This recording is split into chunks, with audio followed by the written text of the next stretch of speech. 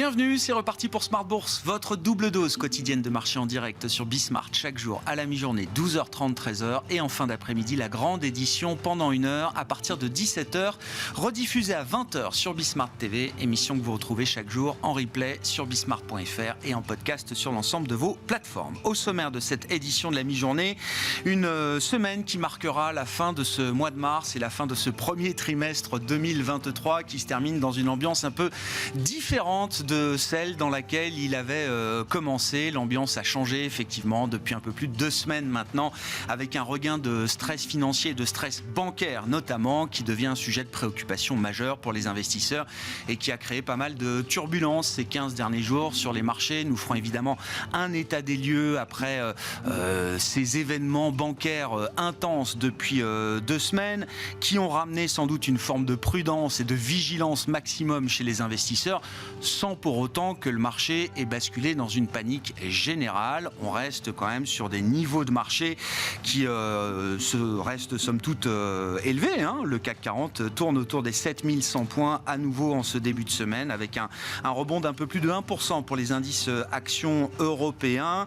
On conclura néanmoins un mois de mars qui sera sans doute négatif pour les indices actions, mais qui sera beaucoup plus positif pour les marchés obligataires qui ont servi évidemment de refuge depuis 15 jours, même si on a vu quand même là aussi les choses se stabiliser avec des rendements sur les marchés obligataires qui ont plutôt eu tendance à se raffermir un peu depuis 1 semaine au gré des annonces des autorités monétaires, budgétaires, réglementaires pour essayer de ramener le calme sur le secteur bancaire, les banques régionales aux États-Unis, le secteur bancaire en Europe dans le sillage de la résolution de Crédit Suisse. On notera d'ailleurs que le titre Deutsche Bank qui était attaqué vendredi se stabilise aujourd'hui avec un petit rebond de l'ordre de 3%. Et puis sur les banques régionales américaines, notez que la First Citizens a été choisie pour racheter les dépôts et les portefeuilles de prêt de la Silicon Valley Bank selon les enchères qui étaient menées par la FDIC américaine. Voilà donc pour les enjeux de marché du moment. La semaine qui sera marquée également par les publications d'inflation, les premières estimations pour les pays de la zone euro et pour la zone euro dans son ensemble. Attention au risque de mauvaises surprises avec une inflation sous-jacente en zone euro qui pourrait marquer de nouveaux records dans ce cycle, autour de 5,7, 5,8% peut-être selon les estimations de certains économistes, et donc une pression inflationniste qui reste en vigueur en zone euro et qui oblige la Banque Centrale Européenne à tenir le cap en matière de politique monétaire, ce qu'on a vu lors de la dernière réunion de la BCE au cours de ce mois de mars. Nous évoquerons également la situation des émergents dans ce contexte de regain de stress financier, de stress sur la liquidité en dollars. Comment est-ce que les pays émergents sont armés pour affronter cette situation, avec évidemment un point de focalisation également sur la reprise économique chinoise, un peu plus de 3 mois après la réouverture sanitaire. Où en est-on de ce qui a été un fort pari des investisseurs, le pari de la reprise économique chinoise? C'est Irina Topasseri, économiste senior, spécialiste des émergents chez AXA IM, qui sera avec nous en plateau. Et puis bien sûr, comme chaque lundi, le plan de trading, les enjeux techniques de cette dernière semaine du trimestre, avec tout de suite Vincent Bois, analyste chez IG. Identifier, analyser, planifier, trader. Votre rendez-vous avec IG. Investissez avec les Turbo 24.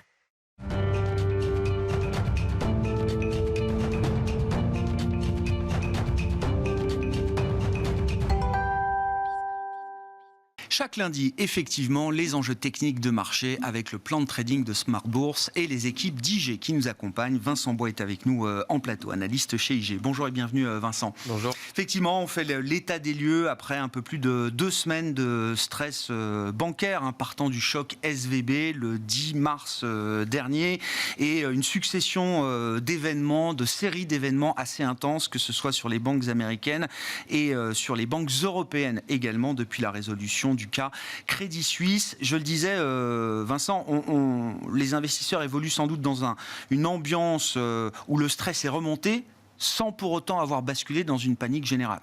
En effet, on a une belle tenue des indices, on le verra d'ailleurs avec le S&P ou S&P 500 qui se maintient toujours malgré la hausse sur l'or, malgré les baisses des banques également. On voit d'ailleurs certains indices aux États-Unis qui sont beaucoup plus volatiles, comme le Russell qui est beaucoup plus volatile, qui monte et qui descend rapidement. Ici, le S&P 500 ou même le Dow Jones ou le Nasdaq se maintiennent. Certaines valeurs sont assez privilégiées, notamment les GAFAM qui sont revenus un peu depuis le début de l'année et d'autant plus depuis le début de cette crise bancaire qui justement permet d'effacer un peu ces risques. En tout cas, on ne les voit pas dans les indices. Qu'est-ce qu'on peut dire effectivement de la situation technique d'un indice comme le S&P 500 qui arrive à tenir malgré ce stress bancaire, on le rappelle? Tout à fait. Donc le S&P 500 a bien maintenu les 3800. On s'attendait justement à un retour en arrière, peut-être parce que avant même ce stress bancaire, on était quand même sur un changement de discours sur la politique monétaire qui paraissait accommodant en début d'année, puis un peu plus restrictive, et puis ce stress bancaire a tout enlevé. On s'attend maintenant à une baisse de 100 points de base d'ici la fin de l'année. Donc il y avait déjà du stress, et puis finalement ce stress bancaire a permis de se maintenir sur les supports que l'on voit ici, les 3800.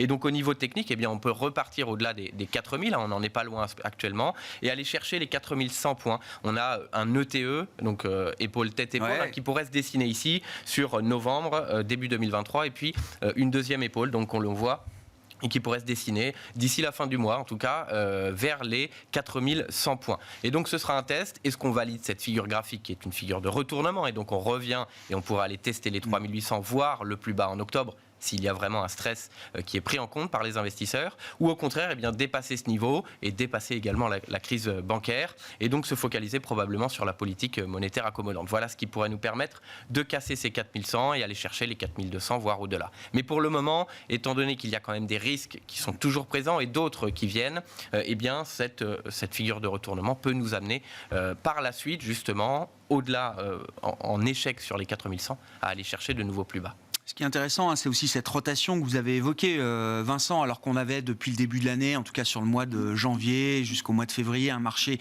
très cyclique d'une certaine manière, qui mettait en avant le thème cyclique. On a vu depuis un peu plus de 15 jours maintenant tout de suite un retour vers des valeurs beaucoup plus défensives, ou en tout cas de croissance visible. Et c'était donc le retour du Nasdaq, d'une certaine manière, qu'on observe depuis quelques semaines maintenant. C'est vrai, en effet, on était plutôt parti sur le soft landing, on l'avait encore en tête il y a quelques semaines, ça s'est vite arrêté depuis 15 jours, et donc c'était les sociétés cycliques qui en profitaient, et maintenant ce sont on a vu le S&P qui est tiré par 5 à 7 sociétés qui représentent une grosse partie de l'indice, et l'indice du Nasdaq 100 également, qui tire le marché pour le moment. Mais s'il y a un risque de ralentissement, on est sur des valorisations pour certains qui sont très élevées, et donc un retour en arrière qui est tiré par ces valeurs. Si ces valeurs venaient à corriger justement, ça pourrait être assez brutal. Dans les indicateurs de risque ou d'aversion au risque, on suit évidemment l'or, l'once d'or, le métal précieux, Vincent. Que nous dit l'évolution des prix de l'once d'or, justement, dans cette phase un peu turbulente? De la même façon, on a vu effectivement qu'il y avait un retour sur l'or depuis la fin de l'année, début d'année. Les banques centrales, notamment, qui se retournaient vers l'or. Et puis, depuis le début de la crise bancaire, c'est un retour haussier. On l'a vu également sur le Bitcoin, d'ailleurs, qui amène à des théories. Et ici, le cours de l'or progresse proche des $2000, pour le moment en échec. Donc il y a deux scénarios, puisque quand on regarde qu'il y a du stress, mars 2020, ou si on revient en arrière, septembre 2008, le cours de l'or progresse, et s'il y a un réel stress, c'est le cours du dollar qui va prendre le dessus à court terme. Le cours de l'or va probablement retracer avant de reprendre une tendance haussière. Donc si ici on s'attend à un stress important, les $2000 pourraient être une résistance, un retour en arrière assez court terme du fait de la force du dollar américain, et par la suite justement trouver un point bas et une nouvelle impulsion pour une tendance haussière long terme ou moyen terme.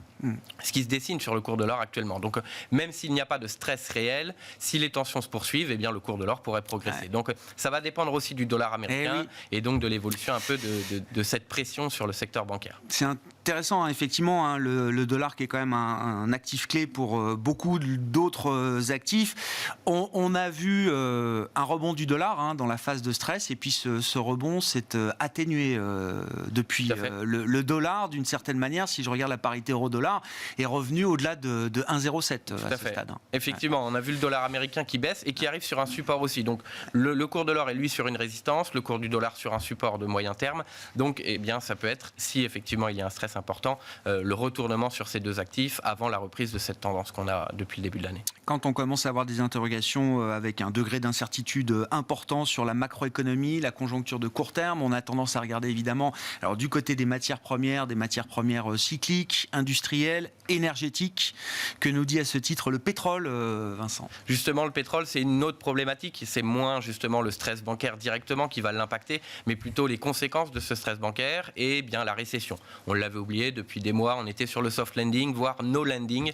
Et puis en 10 jours, eh bien, on parle de récession et de ralentissement économique. Donc au-delà de l'impact de cette crise bancaire, il y avait des données économiques qui montraient qu'il y avait au moins un ralentissement économique qui allait se faire sentir en 2023. Et donc cela s'accélère. Et le pétrole qui, lui, normalement, est impacté par la conjoncture économique, la reprise en Chine, la reprise des indices de début d'année, n'a pas impacté positivement le pétrole, qui n'a pas forcément baissé, mais qui n'a pas progressé au même titre que les autres marchés.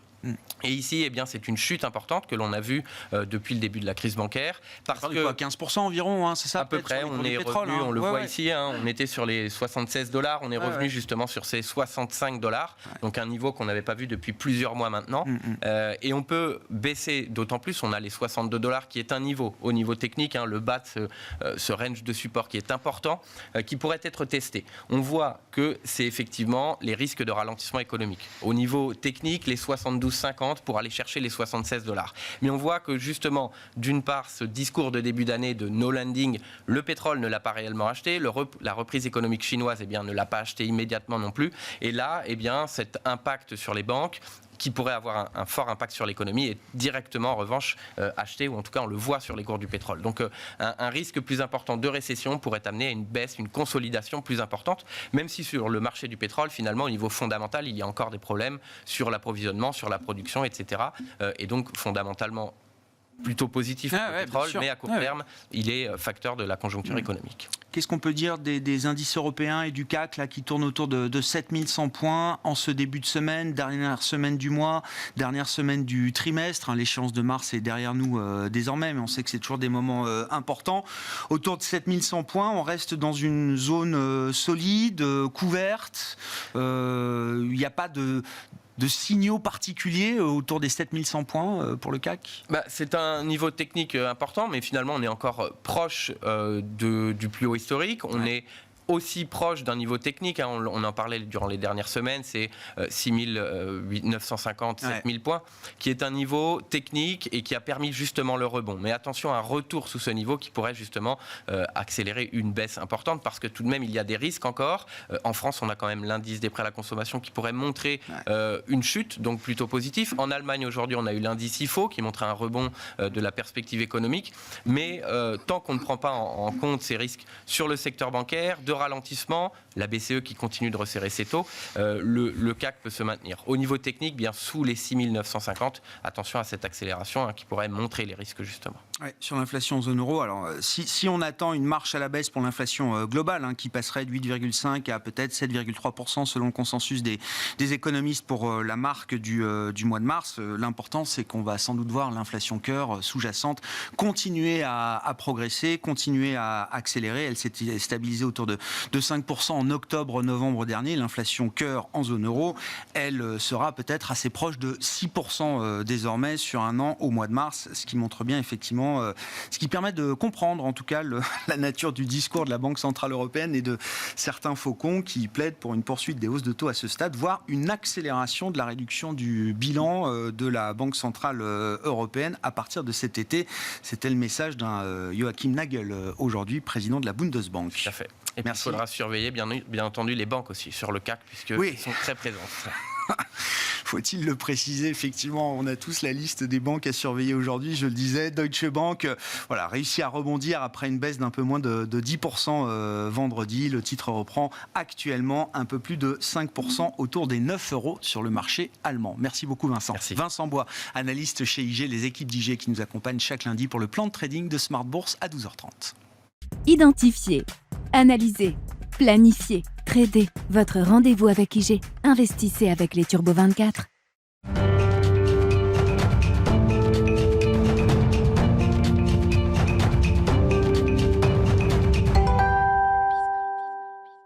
Parlons à présent de la situation des émergents sur le plan économique, face également à ce stress financier venu des États-Unis et qui pose la question bien sûr de la liquidité en dollars aujourd'hui et des besoins de liquidité en dollars dans le monde. Irina Topasseri est avec nous en plateau, économiste senior, spécialiste des émergents chez AXA IM. Bonjour et bienvenue Irina.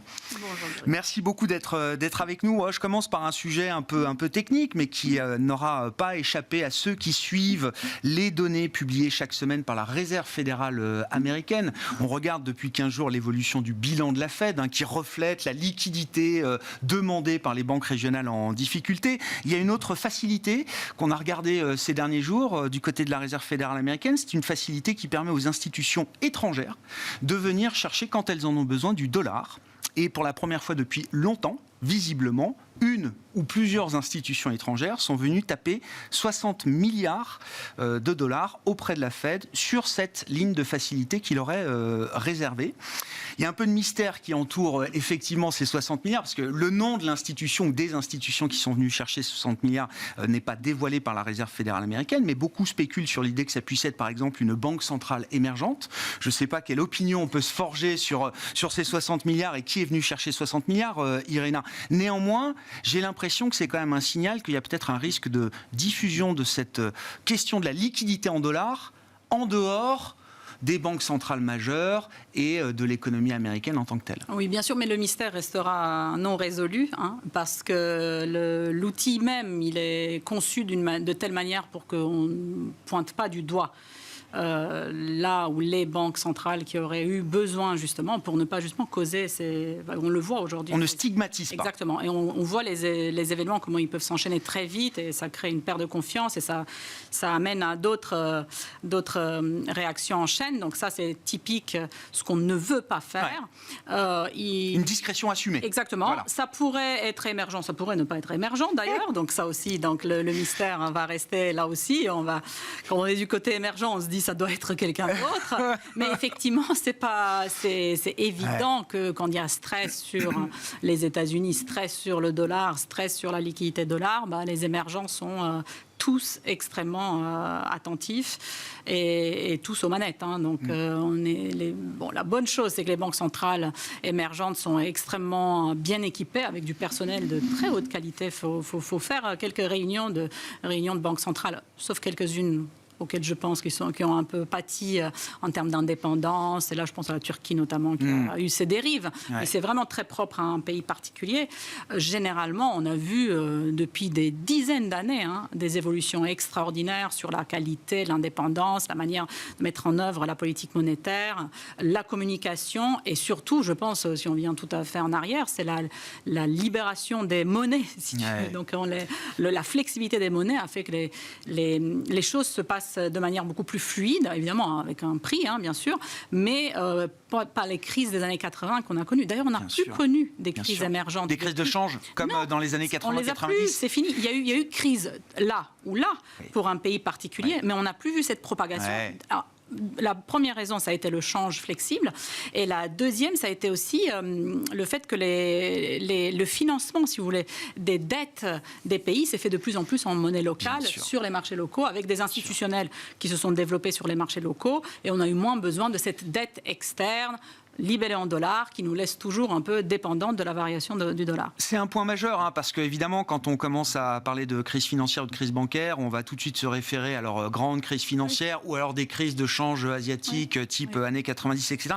Vous dites, depuis ces crises-là, les grandes banques centrales émergentes ont énormément gagné en crédibilité, Irina. Et d'ailleurs, on l'a vu, par exemple, ne serait-ce que dans ce cycle économique, les banques centrales, la plupart ont commencé bien avant la Fed à remonter les taux. Je pense au Brésil. Oui, le Brésil, le Chili, la Hongrie, même un peu tard peut-être, mais elle est allée très vite derrière. Enfin, on voit très bien que...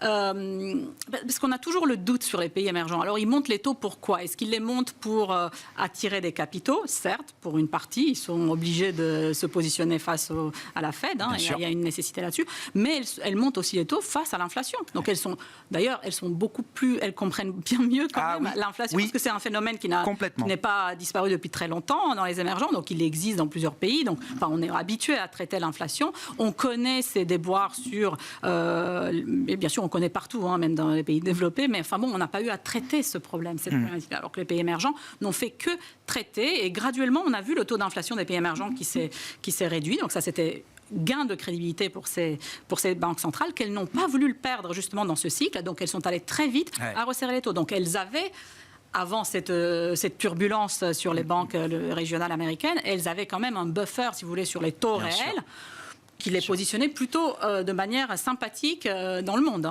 Est-ce que ça veut dire que le risque d'une contagion de cette question de la liquidité en dollars aux émergents est un risque limité aujourd'hui? Aujourd'hui, je pense qu'il est limité, oui, mais par contre, effectivement, la première réaction quand on regarde les émergents par rapport au dollar et tout ce qui se passe aux États-Unis, c'est la première dérivée de tous ces problèmes-là, c'est le resserrement des conditions financières. Et là-dessus, on va regarder qui a des besoins de financement externe élevés, notamment face aux réserves de change. Donc là, quand vous les mettez, vous les graduez, bien sûr. Il n'y en a pas beaucoup de pays IG déjà, donc ce qu'on appelle émergents, parce que si vous voulez, sur 200 et quelques pays dans le monde, une quarantaine même pas sont avancés, le reste c'est tout et n'importe quoi. C'est des émergents, des frontiers, enfin, on peut appeler ce qu'on veut, des non-rétés, enfin bon, il y a tout un tas de monde là-dedans. Mais quand vous les mettez comme ça, vous voyez Tunisie, Turquie, Roumanie peut-être, Égypte, enfin bon, vous voyez que vous descendez très vite dans la partie frontière. Et puis la Roumanie, pour le coup, elle a les fonds européens. Enfin bon, donc voilà. Le Chili, c'est un grand pays peut-être qui a des besoins de financement externe. Enfin bon, là aussi, le Chili a la ligne avec la Fed. Dans les fragiles aujourd'hui, dans la sphère émergente, on n'a plus ces pays systémiques qu'on pouvait avoir il y a 10-15 ans, qui étaient les Fragile Five il y a 10-15 ans, qui étaient des vrais pays systémiques. Oui, exactement. Et puis là, comme c'est un problème, par exemple, bancaire, on va regarder la taille des marchés du crédit à l'économie, par exemple. Et on voit très bien, on a peut-être les Asiatiques qui ont toujours eu tendance à être au-dessus du lot, mais enfin, vous allez à plus de 100% de PIB sur les pays coréens, etc. Mais quand vous descendez à Indonésie même, alors qu'on est en Asie, ou au Mexique, ou la Roumanie, on est à moins de 40% de PIB. Donc, des niveaux d'endettement privé par rapport au PIB. Exactement. Donc on n'est pas, c'est pas ça. J'entends. Alors peut-être la Turquie reste encore, mais elle joue avec le feu depuis un bon bout de temps. Donc, parce que c'est un plus grand pays, mais somme toute, la Turquie aujourd'hui, il y a très peu d'investisseurs étrangers qui y sont. Donc ça reste un marché local. Oui, c'est ça, qui est débranché du système financier mondial. Vu tout ce qu'ils ont fait, plus personne ne s'est investi sur des marchés qui ont des issues binaires, si vous voulez. Bon. Espérons que les émergents ne soient pas impactés par ce risque financier naissant ou embryonnaire sur les marchés américains, voire européens. Sur le plan macroéconomique, je voulais qu'on puisse dire quelques mots quand même sur la reprise chinoise, qui était quand même l'événement très attendu de ce début d'année, après la brutalité de la réouverture sanitaire à la suite du congrès du Parti communiste chinois, donc en octobre dernier. La réouverture a commencé au mois de novembre, je crois, Irina. Quel bilan est-ce qu'on peut tirer à ce stade de la reprise économique chinoise? Est-ce qu'il y a des éléments tangibles qui permettent de signaler que oui, ça y est, le consommateur chinois est à nouveau back in the game? Ou est-ce que c'est plus mitigé que ce que certains investisseurs anticipaient? Je ne sais pas si c'est mitigé, mais c'est pour le moment pas clair, parce que voilà, on est au tout début, donc c'est pas parce que les données sont pas bonnes. Les données sont bonnes. Brutalité, c'est bien choisi le mot, parce que franchement, on s'attendait pas à quelque chose d'aussi rapide.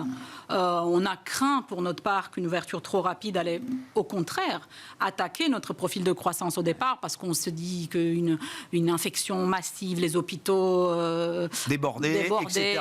La population qui s'enferme naturellement, sans être elle-même enfermée, parce que vous avez peur. La peur du virus. Exactement. Donc tout ça, on pensait qu'on allait avoir quelque chose de beaucoup moins joli que ce qu'on a aujourd'hui. Donc aujourd'hui, on a quand même des indicateurs. Alors vous savez, il y a le nouvel an chinois qui fait qu'on doit attendre plusieurs janvier-février. C'est pas toujours évident de tirer les conclusions. Mais enfin, on commence à aller sur le mois de mars. Les indicateurs high frequency, comme on appelle sur tout ce qui est surcharge des tramways, des trains, des infrastructures, le mouvement, le trafic. Ça trafique, ça bouge. Donc ça y est, c'est là. Je pense qu'il y a une vraie envie quand même de consommer. Enfin, il faut le comprendre aussi. Enfin, je pense qu'on n'imagine pas la rigueur à laquelle ils ont été soumis. Et donc, je pense qu'il y a une vraie envie de consommer. Après, on voit très bien que le parti, l'administration, le gouvernement, tout, ils comprennent bien qu'il faut qu'ils soient très attentifs à bien accompagner la confiance du consommateur chinois, parce que celle-là, elle a été extrêmement abattue. Et il faut quand même que les choses se mettent en place petit à petit. Et puis, il reste l'éléphant, le grand éléphant qui est le marché immobilier, qui est toujours qui est enroué un peu. Donc, on comprend bien que le gouvernement chinois comprend très bien le problème, donc ça c'est sûr. C'est pour ça qu'ils l'ont attaqué, ce problème, un peu trop à notre goût, parce que ça nous a fait des réverbérations négatives pour le reste du monde. Mais que maintenant, ils comprennent bien qu'il faut lâcher un peu du lest. Et donc, on voit qu'ils mettent et politique monétaire et politique fiscale en route. Plus ou moins, certains sont déçus, d'autres ils disent c'est très bien. Enfin bon, on verra. En fait, tout ça, ça se fera un peu au fur et à mesure qu'ils verront comment le consommateur chinois se met en place. Autant j'ai pas de doute. Je peux être inquiet, mais j'ai pas de doute sur la capacité des autorités monétaires, budgétaires chinoises à soutenir un secteur immobilier, à soutenir des secteurs de la construction, etc., à travers des recettes traditionnelles. Autant sur comment est-ce qu'on restaure la confiance du consommateur chinois, j'ai un peu plus de doutes sur la méthode. Comment ça peut fonctionner dans une économie administrée comme la Chine pour maintenir le niveau de confiance chez le consommateur. Alors je voyais, c'est des petits signaux faibles, mais je voyais que Jack Ma était revenu en Chine là aujourd'hui et que c'était un signal potentiel d'un pouvoir qui était peut-être plus bienveillant aujourd'hui vis-à-vis de la communauté des entrepreneurs chinois. Ce genre de petits signaux. Ne serait-ce que mentionner ça, dit à quel point c'est dramatique, parce que c'est quand même pas. Ouais. Je veux dire, c'est. Ah ben non, mais c'est pas une action massive, non. Oui, ça on est d'accord. Oui, ça prouve que voilà, on est bien conscient que la situation est compliquée. Comment ils vont le faire, je ne sais pas. D'abord, ils vont essayer d'aider les ménages. Enfin, on voit bien aider les petites entreprises, on le voit bien. Mais enfin bon, on voit pas encore un recul sur l'idée générale du gouvernement, qu'est-ce que c'est la prospérité commune, etc. Donc on voit bien que ça reste quand même assez clair sur ceux qui veulent soutenir et ceux qui ne veulent pas soutenir. Ouais. J'ai pas l'impression qu'ils font marche arrière. En plus, il y a ce deuxième problème qui est là depuis un bout de temps, qui est cette tension avec les États-Unis qui reste vive. Et donc comment ils gèrent ça aussi, c'est très compliqué. Et donc ça aussi, ça peut donner plus ou moins confiance aux consommateurs chinois. Mais ça reste beaucoup de propagande quand même à mettre en place. Qu'est-ce qu'on peut dire d'une reprise économique chinoise que tout le monde attend face à une possible récession américaine cette année, avec un horizon qui s'est peut-être raccourci pour la récession américaine. Oui. Il y aura un jour une récession aux États-Unis, mais on pensait qu'elle interviendrait plus tard et que peut-être finalement l'horizon s'est raccourci. Oui, pour notre part, on l'attendait en 2023. Oui, non, mais bien vu. C'est un peu en porte, mais vous avez raison. Mais ce que je veux dire, c'est que c'est vrai que c'était un peu the last man standing, comme on dit. C'était la Chine qui nous... et puis on le voit, moi j'avais regardé en octobre quand le FMI a sorti ses nouvelles prévisions. Vous prenez tous les pays, les 200 plus pays, et vous voyez qu'il y en a, au-delà des pays frontiers qui peuvent monter, baisser de manière très forte, voire monter très fortement, parce qu'eux, ils sont post-Covid un peu en retard. Il n'y en a pas beaucoup de... il y a 0 pays développés qui voient la croissance, bien sûr, s'accélérer. On voit la Chine, on voit Hong Kong, Macao. Enfin, vous voyez, donc on va pas... Donc c'est sûr que c'est là-dessus que ça se joue. Donc, et d'ailleurs, je pense que la raison principale pour laquelle il y a eu des déceptions suite au congrès du parti qui a dit une croissance autour de 5, alors que tout le monde attendait au-dessus de 5. Alors on est dans la sémantique très précise. Voilà. Je pense que c'est ça. C'est la peur, enfin la crainte du gouvernement chinois que la demande externe ne sera pas au rendez-vous. Alors aujourd'hui, vous le disiez tout à l'heure, les données soft sont encore très fortes, et venant des États-Unis et venant de l'Europe, sur la partie PMI, tout ça, demande, on a l'impression que c'est encore vif, même si on commence à voir les signaux sur tout ce qui est aux conditions d'octroi du crédit. Donc on comprend bien que la chose va s'enrouer plus loin dans le temps, mais quand même, tout de suite maintenant, on a l'impression qu'il y a encore un peu de force sur la demande externe. Mais elle ne serait qu'attardée. Enfin, il y a quelque chose qui est à venir. Donc, mais cela fait qu'un autour de 5 est tout à fait faisable. Bon, on suivra effectivement les développements sur la partie chinoise. C'est quand même... Effectivement, vous l'avez dit, une brique, une pièce maîtresse, on va dire, dans le paysage global macro de 2023. Et c'est à chaque fois l'éléphant dans la pièce, comme on dit quand on parle de la Chine. Merci beaucoup, Irina. Merci d'être venue évoquer ces quelques sujets sur la question des émergents. Irina Topasseri, économiste senior, spécialiste des émergents chez AXA IM, qui était avec nous en plateau pendant cette demi-heure de Smart Bourse. Voilà pour cette édition. On se retrouve à 17h ce soir en direct sur Bismart.